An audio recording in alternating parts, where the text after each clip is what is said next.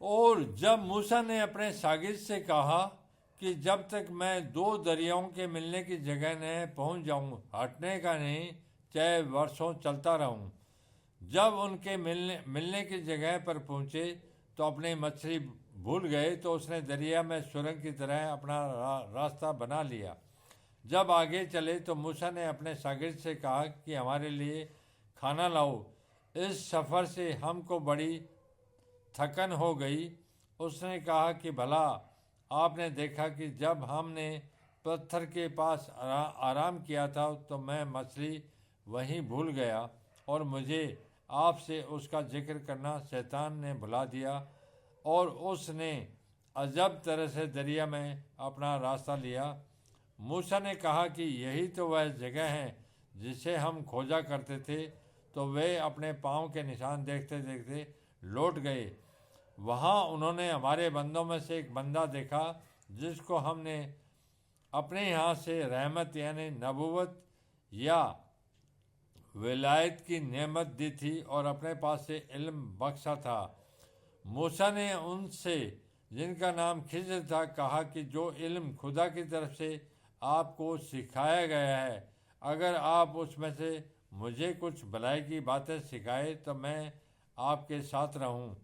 खिज़र ने कहा कि तुम मेरे साथ रहकर सब्र नहीं कर सकोगे, और जिस बात की तुम्हें खबर ही नहीं उस पर सब्र कर भी क्यों कर सकते हो। मूसा ने कहा, खुदा ने चाहा तो आप मुझे सब्र करने वाला पाइएगा और मैं आपके इरशाद के खिलाफ नहीं करूँगा।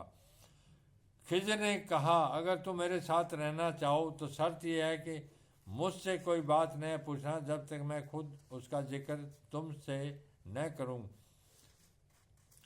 तो दोनों चल पड़े, यहाँ तक कि जब कश्ती में सवार हुए तो खिज़र ने कश्ती को फाड़ डाला। मूसा ने कहा, क्या आपने उसको इसलिए फाड़ा कि सवारों को डुबो दे? यह तो आपने बड़ी अजीब बात की।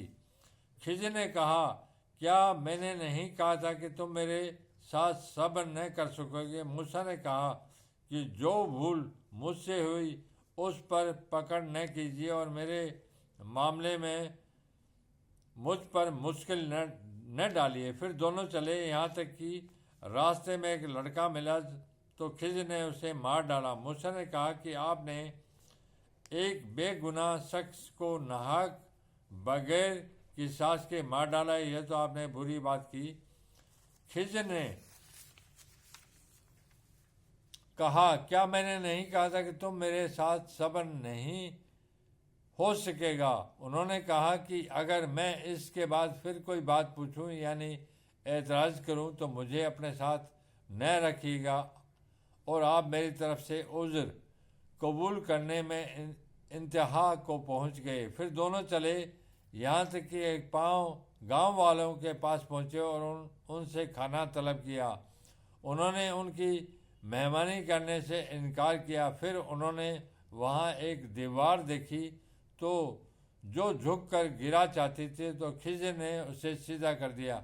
मूसा ने कहा कि अगर आप चाहते तो उससे उसका मुआवजा लेते ताकि खाने का काम चलता। खिज़र ने कहा कि जब मुझ में और तुम में अलगाव, मगर जिन बातों पर तुम सब्र न कर सके तो मैं उनका तुम्हें भेद बता देता हूँ कि वह जो कश्ती थी गरीब लोगों की थी जो दरिया में मेहनत करके यानी कश्तियाँ चलाकर गुजारा करते थे, और उनके सामने की तरफ एक बादशाह था जो हर एक कश्ती को ज़बरदस्ती छीन लेता था।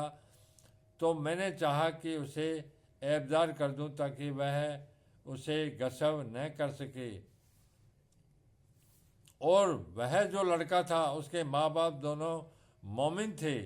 हमें डर हुआ कि वह बड़ा होकर बद किरदार होगा, कहीं उनको सरकशी और कुफ्र में न फंसा दे।